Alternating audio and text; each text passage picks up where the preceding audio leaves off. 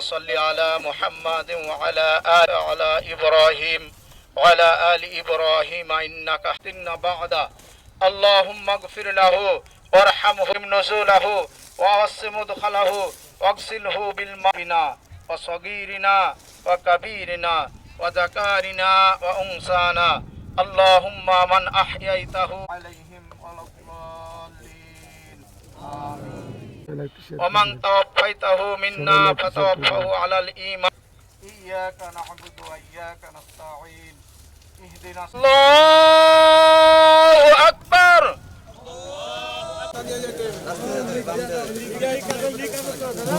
সাজিদের ভাবা কিন্তু সাজিদ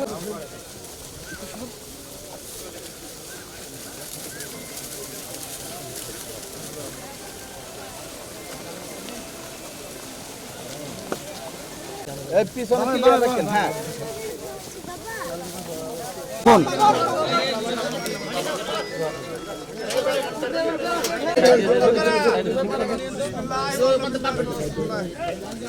মাঝখানে হোক সাজিদকে কিন্তু এখন দাফন করা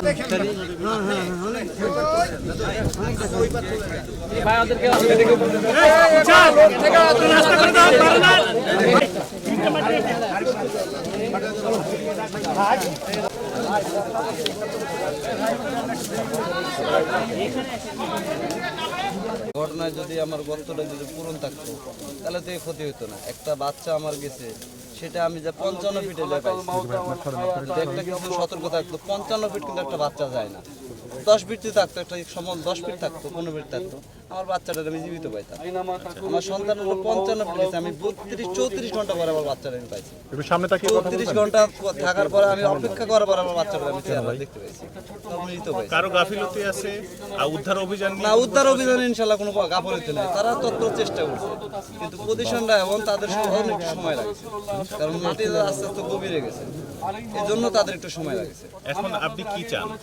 আমি এখন চাই ভাই, এলাকার দেশবাসীর কাছে সবার কাছে দোয়া চাই, সবাই যদি আমার বাচ্চার জন্য দোয়া করে ভাই। কোনো মামলা অবশ্যই এটা আপনাদের যেটা ভালো হয়, আমার তো আমার লোক আছে, আমার যদি যেটা ভালো হয় সেটা আমার করে দিবে।